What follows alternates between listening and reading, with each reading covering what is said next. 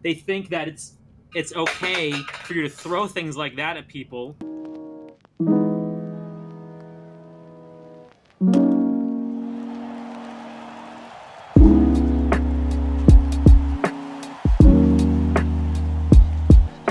What is going on, guys? My name is Dylan. I am back with my co-host John with another Yankee Way podcast. How are you doing, my friend? I'm good. When we win 5 of 6, team's looking good. Today was like the best Yankee game we've seen all year. I'm feeling pretty good. Unfortunately, we can't win tomorrow And why is that? because we have an off day.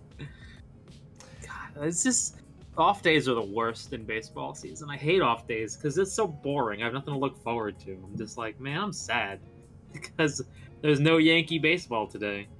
In general, there's not going to be a lot of baseball in general, which actually the podcast, this is going to be uploaded on Monday, but you know, well, actually technically it is midnight. It is past midnight. It is so Monday. It is Monday. So today technically there's not going to be that many games today.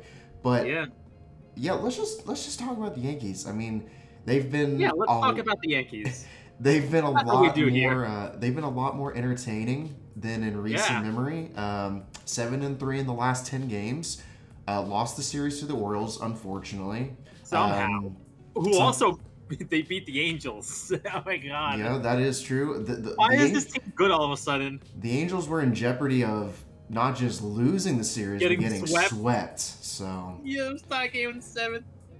And then, oh my god, the Yankees also won the series against the Tigers. Against Detroit, yeah. And then they swept the Guardians. So I mean, last 10 games, 7-3. I'll take it. I'm not complaining about it. We've had 2 chances to sweep, and we're 50% in. No, wait.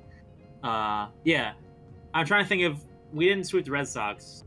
Did not sweep the Red Sox. But which order was it in? Did we lose the 3rd game, or was it the 2nd game? It was the 2nd game we lost, right? Yeah. The Red Sox? We won opening day, and then they won, and then we won the 3rd game. No, I'm pretty sure the Red Sox, it was the Sunday game, which was the 3rd game, that they ended up, not avoiding the sweep in general. And so we're 1-3. We're 1-2 in sweeps. Yeah, and then they had a chance against the Tigers, but then that was also offense decided to take. Yeah. Offense flew out the night before. Yeah, so they had 2 opportunities to sweep, one against the Red Sox, one against the Tigers, and they were unable to. But today's game, or actually technically yesterday's game, complete different story. Yankees come out swinging. Definitely the best game that we've seen from this team offensively. Just in general, not just counting this last game where the Yankees ended up beating the Cleveland Guardians and sweeping them and beating them 10-2. Just in general, the Yankees offense has looked a lot better. I know that they had some bumps and stuff, especially in the Orioles series. It was rough. Tigers, there was definitely a lot of opportunities that they could have scored, and they definitely could have swept the Tigers. Without a doubt, they could have. But in general, I'm not complaining. All the stats across the board, pretty much, this team is above league average now. Average on base percentage, slugging, OPS, WRC+, all above league average. So this is great to hear. Great news from the Yankees. Here's the other thing that's interesting. Plus 14 run differential despite the struggles offensively until recently. And that is second best. Can you guess who is the only team who has a better run differential in the American League? Might surprise you. The only team with a better run differential in the American League? Yeah. Cleveland. Nope. It is not. It is not Cleveland. Not Cleveland. Who could it possibly be then? It is the Seattle Mariners. Yep, it is the Mariners. Mariners offense has been the Mariners are doing insane. That. Just to get off track here, the Mariners are doing that while Julio Rodriguez has the strikes on the size of Manhattan. But besides that point, they've been great. They've pitched amazing. I mean, like, when Garrett Cole is your worst pitcher ERA-wise, you're in pretty good hands. I mean, it's still early. He's only made 3 starts. Today was a great start from him. I thought that he pitched great. Today was the first complete game we've ever had this season. We've had games where we score a lot of runs but give up a lot of runs. We've had games where we pitch extremely well and then don't score any runs. But today was the day where we're like, okay, we're going to have the starter go 7 innings almost, and we're going to score 10 runs, and Tim McCaskill is going to come off the bench and hit a a 2-run missile into the bleachers and left. Like, it was a day where everything went right for us. None of the fans threw anything. All of the baseball was flying out of the ballpark. Like, unbelievable. Joey Gallo has more RBIs than I do now. It is a glorious day. Everything went right. The only thing I wish could have gone right is, like, Giancarlo. I wish he would have gotten, like, an at-bat and just gotten off the schneid. But this was like the first game today where, like, yes, this is what I've been screaming for the last 180 games. Just give me this. Yeah. Yeah, I mean, you hit the nail on the coffin.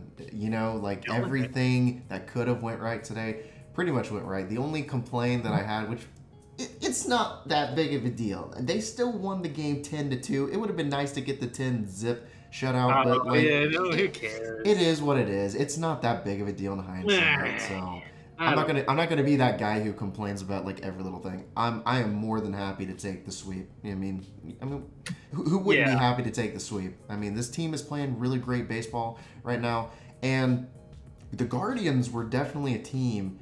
Out of all the teams that I think the Yankees could have swept or have swept, this was not the team that I thought that was going to be their first sweep of the season. This was not a fun series coming in. I did not. I'm like, all right, here we go. Jose Ramirez has the highest average at Yankee Stadium 2 ever. The guy walked in, who gets out of bed and he hits a double. Like, I think he's hitting like 500 at Yankee Stadium coming into the series. I'm like, this is going to be a bloodbath. Like, this is. I know our pitching is good, but I expect the ERAs to take a little bit of a dent here. And it turns out Cortez pitched 6 innings, I think, of no-run ball. Oh, no, he gave up 2 runs. That's right, because of the amazing hitting of, was it Hentges or something like that? I don't know. But, I mean, the first run off Nestor Cortez pitched great. I mean, Tyone pitched even better, and Cole pitched even better. So it was... They shut down Jose Ramirez. They shut down this offense that had basically bludgeoned teams coming into today. I mean, the only reason this Cleveland Guardians team has 7 wins is because they've scored double-digit runs like 5 times. It's like unbelievable. I'm like, where did this offense come from? But including, I think it was the last series that they played, if I'm not mistaken, against they destroyed the White Sox for like 9 runs in 1 inning off Keuchel. Yeah, it was crazy. So I'm like, this is a hot team coming in, and then, you know, a team we traditionally don't hit against very well because they usually have really good pitchers. So I'm like, okay, this is kind of looking like we're going to need our pitchers to go like 8 innings every day here, and it's going to be much of the same. And it was kind of close games, and I think this is what, the first time we've won without a save situation this entire year, and we're on game, like 16? It's just like we've had 9 save situations in 10 games. Like, it's so nice to just, you know, that sac fly or like that bloop single by Hicks was just like, thank God we have a 4-run lead. Are we can we even consider that a single, or? No, I think it was a fielder's choice. I was like, that definitely does not sit right with me. That would be a single. There's no way. And I then don't also think they gave him a single for that. Yeah, and then the other one that I was like, there's no way they gave him a hit for that, is the DJ. You know what I'm talking about? DJ's RBI double? No, that was a hit. That was a hit. That's tough. That's tough because I feel he took a bad route. I mean, he didn't do anything wrong. He just took a bad route, and then the ball sailed on him, and he misjudged it.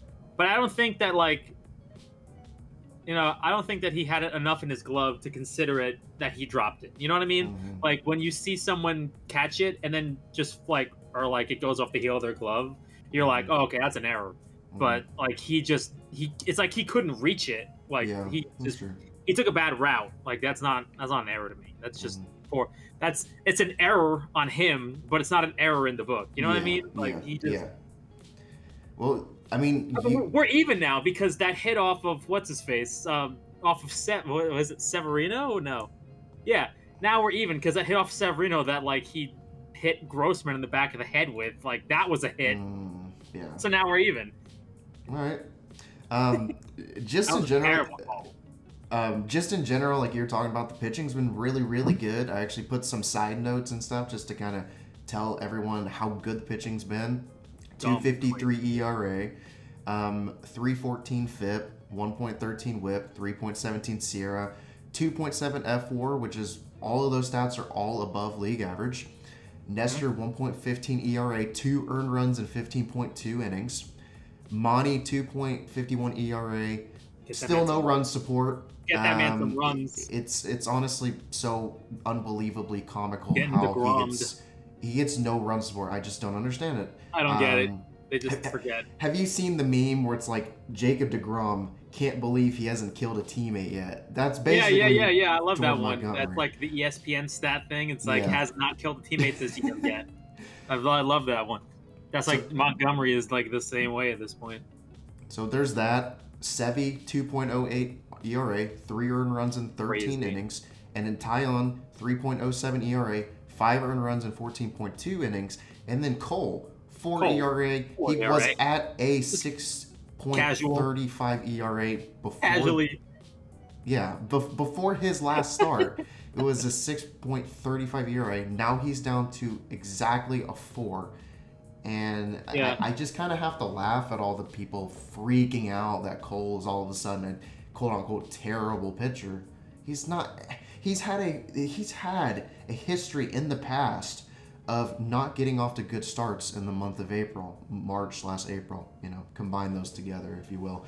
But he's had a history. This isn't anything new for him to come out of the gate not doing incredibly well. He's one of those guys that you just have to keep giving him outings. You got to give him more time. Got to get him more innings pitched. And the more that he does it, he's going to come out and be that ace that you need him to be. Don't get me wrong. I love Nestor Ace. Nestor Ace is amazing. The people's ace. He is the people's ace. He is the people's ace. I love him. Yeah, Nestor's been amazing. I can't complain. And Nestor's just one of those like weird anomalies where it's like statistically he should not be performing the way that he is performing, but I don't care anymore. I'm so happy for Nestor. He's so incredible, man. He's so good for the sport of baseball in general. Like, you don't have to be a Yankee fan to just acknowledge what he's doing is awesome. It's spectacular. Dude, I want him to start the All-Star game. Just make him start the All-Star game. Can you just imagine Nestor Cortez starting the All-Star game with all his weird wind-ups? Like, oh my god, it's just so much fun. I want to see that so badly. Although you and I both know Ohtani started the All-Star game. Sorry, it's just the way it's gonna go. Well, but you know, speaking of Ohtani, real quick, when we talk about Nestor, I always think about last year when Nestor faced Ohtani, and Nestor was doing all the weird, you know, arm motions, sidearm, taking forever to throw the pitch, you know, his off-balance stuff. Quick pitch. And Ohtani was just laughing about it. Like, they were both having a good time. So, you know. Yeah, we're all here to have fun in baseball, you know? It's not all serious all the time. So, wait, did Nestor's FIP actually went to positive now, right? Yeah, well, yes. His FIP is no longer a negative number. Because he struck out, 25 people in 3 games? And I think Nestor has an above-average fastball. Like, he gets so much play on that fastball. Like, it's mind-boggling. I don't understand. I have a basic understanding of spin rate and rise and how, you know, it's perceived.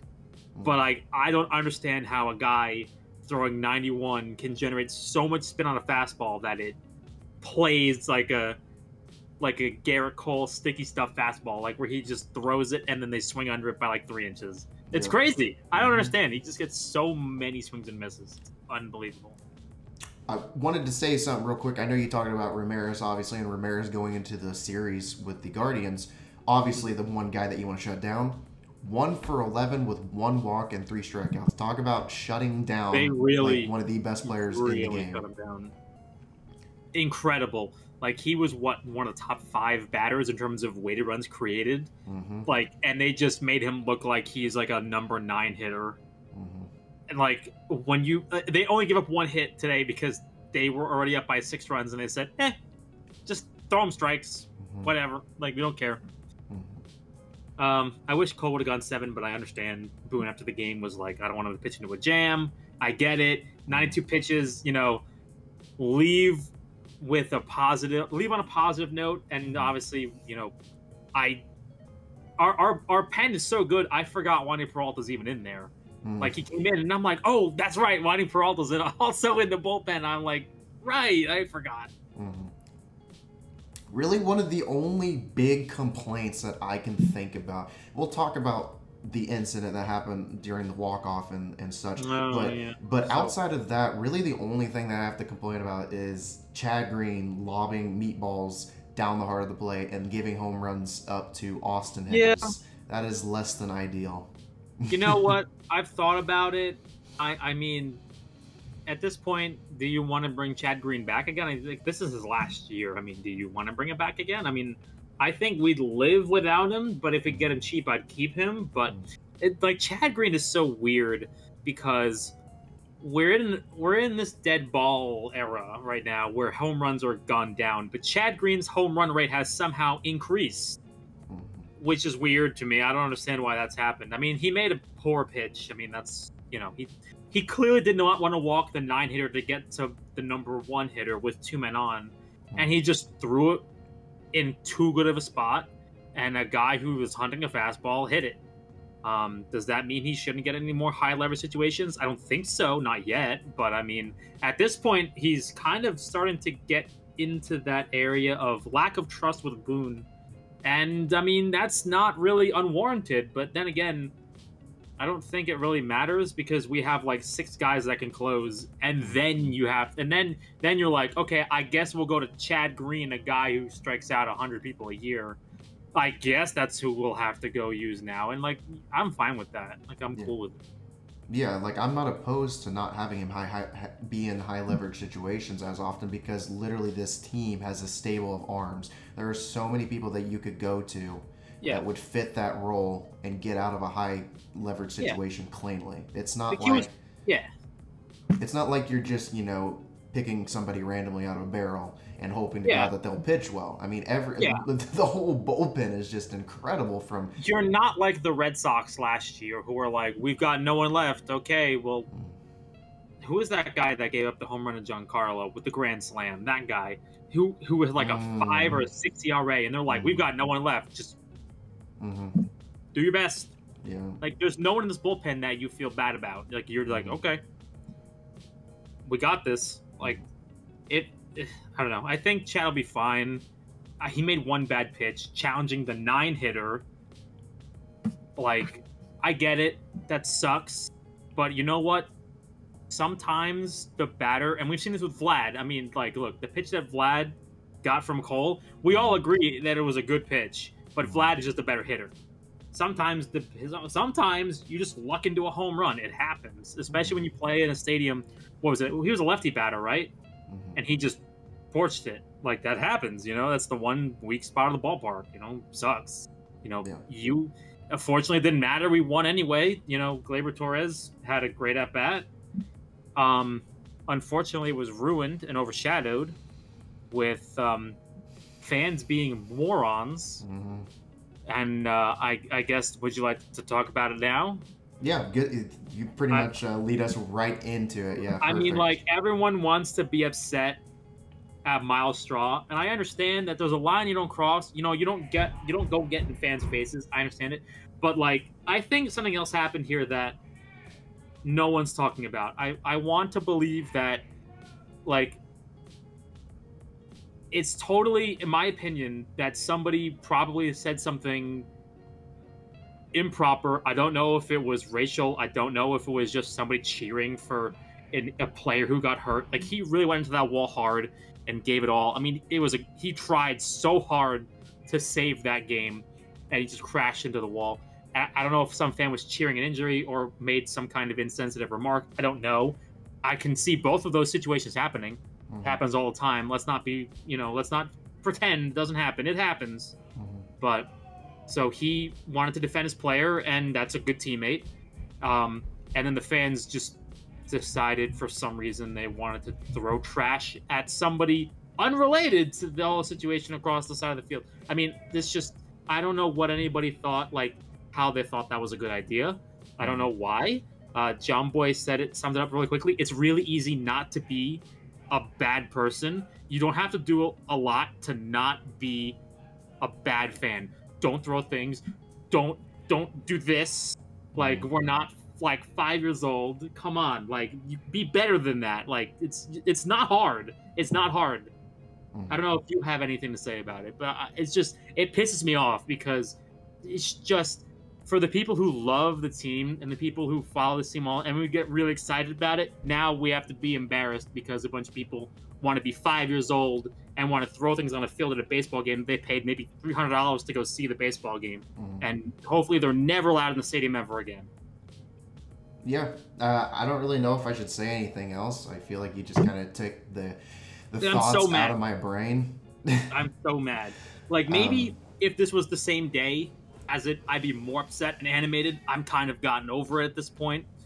But, like, every 5 seconds, I'm just, like, reminded that these people walk among us in this fan base who think it's okay for you to throw, like, metal cans at people. Like, these things, they think that it's okay for you to throw things like that at people. Professional athletes that you paid to go see, you think that's okay? Because, I mean, like, if you think that's okay, then they should be allowed to throw things back at you then. Like, that's not fair. Yeah. And that's the thing, like, you know, obviously there's a line that you can't cross such, and you know, I can see some of the point of views from Straw's point of view, and here's the thing, I don't fault Straw one bit. He's defending his guy who took a hard hit against the wall trying to make a play. He looked like he was injured, and fans, you know, celebrating an injury. It's classless. It really is. Do I think that Straw should have, you know, climbed up there and started, you know, beefing with the people, thinking we're going to get anywhere if that was not going to escalate anything? It could have been handled better, but I also don't.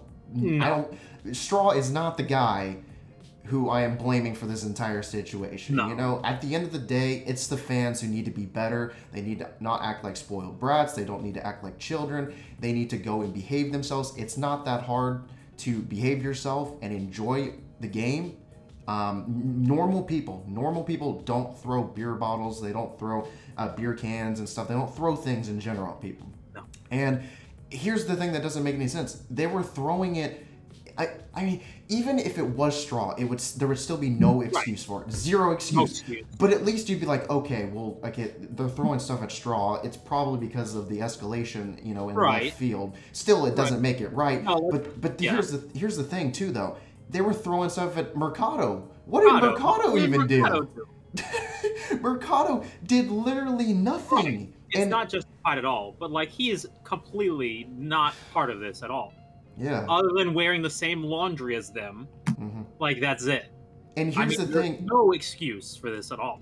And here's the thing: I don't know if you watched the video from I think it was Bally Sports Cleveland. They posted an interview from Mercado. He actually had to catch something in his hand so it didn't hit him in the face. I'm like, guys, this is dangerous. This is seriously, like, stop throwing things. Stop being children. It's not that difficult. It's not hard. And what was supposed to be a fun victory, and be like, well, like, the Yankees, the offense is rolling right now. They're doing well right now. We're happy for Gleyber Torres. I mean, anytime Gleyber elevates the ball and does something well, we're happy because we know Gleyber is he's a good guy. He's a good player. We want him to succeed. The team's winning, and it has to be tarnished because fans don't know how to act. They act classless. I don't know if you watched the Guardians broadcast. The Guardians broadcast.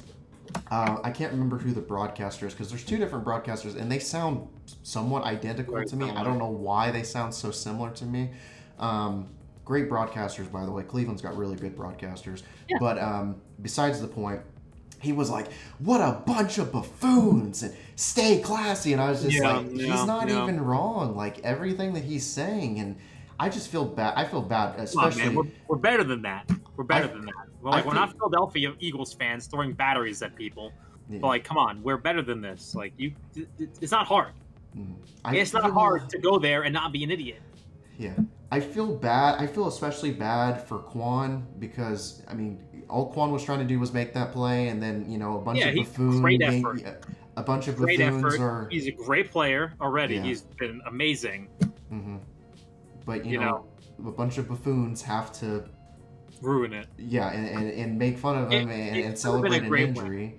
And then also I feel bad for Mercado because Mercado literally didn't do anything. I mean, he didn't deserve any of that. With beer cans, like he's like he's Lonnie Smith after tackling the Philly Fanatic. But yeah, overall in general, I mean, I think we both said what we need to say. Just don't throw stuff. Go to the game, have fun. Have a bit of self-control when you go to a baseball game. Exactly.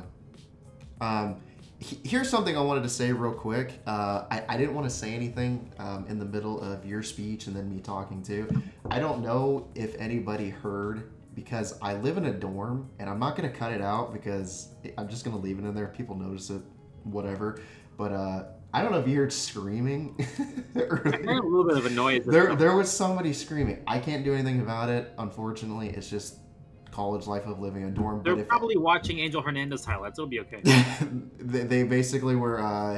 how could you call that a strike? Who was it? Who was it who got screwed over on the... Segura and Schwarber. everybody. Everybody got screwed over. Well, Schwarber in particularly, the ejection of a lifetime. Oh my God. Schwarber with the ejection of the year already. I'm like, holy shit. And then Gene Segura, who got rung up on a pitch that was 6.5 inches inside, literally on the chalk. Like, unbelievable. But anyway, the last thing that I want to talk about is I want to talk about the decision to intentionally walk Miguel Cabrera, because this was like, we were going to record this podcast a couple days ago, so I got all the numbers together, and everybody's talking about like, wow, how could you walk Miguel Cabrera? It doesn't make any sense. I mean, maybe not you guys, but I've had some people making fun of me and being like, why would you walk Cabrera to get to the guy who has a higher WRC plus and Austin Meadows? It doesn't make any sense. Like, well, I can refute that in a couple bullet points, which is that despite the fact that Austin Meadows does have a higher WRC plus, it's more in walks and creating runs that way instead of really doing a lot of damage. The WRCs are very similar, but Austin Meadows does have a higher one. He doesn't have the highest on the team, though. That'd be Javier Baez, who is not currently playing. But I pulled up some numbers real quickly. Miguel Cabrera, we had a left-handed pitcher on the mound. Miguel Cabrera is a Hall of Famer. I don't care how you split it. Yes, he's a little bit older, and he's not nearly as effective as he used to be, but he still knows how to hit. Like, you don't forget how to hit. Ooh, Jesus, knocking things over. He knows how to hit still. So Miguel Cabrera versus a left-handed pitcher. He is a righty, so therefore he has a platoon advantage of playing against a lefty. Versus left-handed pitchers, he bats .316, .423 on base, .963 OPS with 111 OPS plus, so he's 11 points higher than average. Versus a right-handed pitcher, he's hitting .309, .376, .906 OPS for a 97 OPS plus. I don't care what hand you pitch to Miguel Cabrera, he is either a league average or above league average hitter, whereas Austin Meadows versus a left-handed pitcher is hitting a career .240, .299, .711 OPS and a 74 OPS plus. So I don't care. And also on top of that, he was 0 for 14 coming into that at bat. And to be fair, I think Licky did his job. He jammed him on a pitch up in the zone. It's just that he happened to put the ball in a place where there wasn't anybody defending. I mean, it sucks. It happens. But, you know, sometimes in baseball, the best team doesn't always win in the playoffs. And when you make the right decision, theoretically, according to the numbers, and according to all the matchups in the world, sometimes it still doesn't work out. So, believe me, we both wanted to see Miguel Cabrera get his 3,000th hit. And it's not like he didn't have another, I don't know, 140 games to do it. It's not like he was retiring Mr. 3000 style after the game. You just have to wait an extra day. And he even admitted it too. He's a really good sport about it. He's like, well, I don't care. We're winning, and my on base went up. He's cool with it. I mean, I understand if you're the only way you can possibly get mad at the Yankees for that is if you're a fan and you paid to go see that game. That's the only way that you can be mad at the Yankees for doing that. It made logical sense. The statistics back it up. He still got his 3,000th hit. We're just waiting on his 600th double. It's not like the world ended because we decided to intentionally walk Miguel Cabrera to attempt to win a baseball game that was 1-0. It's the same as when you bunt in a no-hitter because you're down by 1 run and you're the tying run. I'm sorry, it's almost the same thing. It's not an unwritten thing. You're trying to win a baseball game. It just did it work out? No. But does it make it the wrong decision? No, it doesn't. I think it was the right decision. And everyone can make fun of it and be like, "Who's those Yankee fans?" I mean, this is a tough week for Yankee fans, man. We had the Miguel Cabrera, and we got the letter coming up. It's a tough week for Yankee fans, man. Anyway, that's my rant. I don't know if you want to say something about it. I've stolen all the thunder entirely, so you know. No, you're good. No, you're good. That's what I want. That's what you're here for. I'm not the only one who's supposed to talk about the Yankees here, but no, I mean, You need a fireball now. I mean, really, the only thing that I had to complain about when it came to the Miguel Cabrera at bat was what did he do the first 3 times he was up there beforehand when he faced Jordan Montgomery. I understand that people are like, oh, because Jordan Montgomery was nibbling and such, and I'm like, do you understand that that's how Jordan Montgomery is in general? He gets himself into. Supposed to not pitch to him? Well, that's the thing. It's not like Montgomery doesn't have a history in the past of nibbling. I mean, that's kind of the only complaint I've ever really had about Montgomery is he doesn't always attack the zone. But that's the thing. Miguel Cabrera had several opportunities. It's not, like you said, it's not like none of us wanted to see it. I wanted to see it. I wanted to see it. You want to see it. Everybody wants to see it. I was waiting for this all year because as soon as he got close, I'm like, oh, man, Yankees are coming up. He's 4 hits away. I mean, we're going to be there. I mean, maybe I'll get to watch it live and not have to, like, tune into the highlights later. Like, it'd be pretty cool to see it live. Like, I saw Judge's 50th home run live. I was like, man, I'm ready. You know, it's just, it sucks. But didn't work out. But that's the thing. It's just like he had plenty of opportunity. And that's the thing that's even funny about it. Like, so many fans are so upset about it. But even Miguel Cabrera is like, I don't care about the personal achievements. Like, I'm just glad our team won. Like, that's what's important to him at the end of the day. He's like, I got on base. That's really all that matters. So because he realizes that he's going to get it no matter what happens. He knows he's going to get it. And, I mean, it's not like I said, it's not like the end of his playing career. How many more years is he under contract? Like 3 more years under contract? Like, hell, I mean, in a perfect world, if he could play like he used to play, I mean, we could be talking about a guy chasing Pete Rose down here. But unfortunately, he did slow down significantly. But, yeah, I mean, the last thing I'm going to say about it is that we both want to see him succeed, and we wanted to do it because how do you tell when an athlete is an all-time athlete? And my definition of an all-time athlete is when they're known by only one name. So you've got Kobe, you've got Shaq, and you've got like Tiger, and you've got Miggy. Like, you know what I mean? Like, when you're that generational athlete, like, you know them by one name, and like that's who you know who are the all-time athletes. And I mean, no one's here to root against the guy, so we're here to pull for him. I mean, I think that he understands walking him there. I'm sure he's sitting there at on deck is like, there is no way this dude wants to pitch to me right now. Like, there is no way they're ever gonna let me hit in this situation. And I'm sure that if he's in the same situation on the other side managing, he's like, nope, nuh-uh, nope, next, we're not doing it.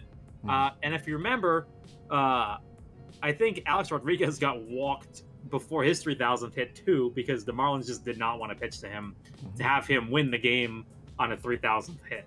So I believe that was the situation. I mean, it wasn't an intentional walk. They just decided not to throw him a pitch. Anyway. Well, I think the last thing that I was going to note was obviously mention, you know, the fact that Miguel Cabrera had many opportunities. He's still going to be playing baseball quite a bit this year and so on, and he's going to get it. You know, he's not worried about it. He knows that. And that's the thing. I also, like, I understand. Like, in the moment, if you're a Tigers fan and you go pay your money for that and you don't get to see it, I understand. I'm not saying that they don't have a right to be angry, you know? If I understand them booing in the stands, I understand. I completely get it. You paid money to go see Miguel Cabrera's 3,000th hit, and then unfortunately in the last at-bat, when everybody who I know was talking about how Miguel Cabrera was going to hit a walk-off grand slam against Chapman for his 3,000th hit, and I'm just like, okay. And he comes up in the 9th inning, or in the 8th inning, and you walk him, and I understand, like, you have a right to be pissed off at that point. But, like you said, he had other opportunities to do it. And then, I mean, the Tigers did a really cool thing for the fans the next day because of the rain out, and they let fans see both halves of the doubleheader. I think that was really cool.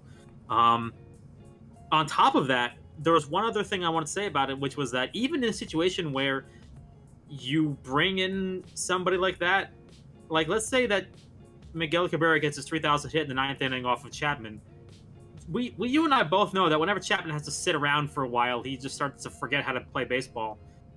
I mean, like, do you really want Chapman to sit around for 10 minutes while they go through the 3,000 hit ceremony and then you still have to somehow close the ball game? Like, I wouldn't want to do that. That's just me personally. That's what I was thinking of that too. But that never came to fruition. It didn't matter. But anyway, I think that it was the correct decision. I think it makes statistical sense. I think Miguel Cabrera himself would say it was the right decision. I don't think that the Yankees did anything wrong. I think that anybody else would be in the same situation would think it's a good idea. Even somebody as crazy, batshit crazy as Joe Madden would have thought that that was the right play right there. Anyway, Tim McCastro is a monster, man. That's how we're gonna end it. Tim McCastro is a monster, man. Tim McCastro had more home runs today than Aaron Judge. What do you think about that? Hot take. And DJ LeMahieu goes for the cycle. Doesn't even get a chance at a triple. Tim McCastro is better than Judge, confirmed, right? I love Tim McCastro, man. I'm sorry. I love Tim, man. No, I love Tim McCastro, man. He's a beast. Hopefully nobody takes that bit out of context, puts that on Twitter, and then people are like, oh, you said Tim McCastro is better than Yankee Aaron fans. Judge. Dumb Yankee fans. Dumb Yankee fans think Tim McCastro is a better player than Aaron Judge. All right, well, that's about it. I hope everyone enjoyed the podcast. We had quite a bit of stuff to talk about. Definitely subscribe if you haven't already. Like the video. Comment down below what we can talk about in the future, what we can do better. And we will see you guys on the next podcast. See you guys later.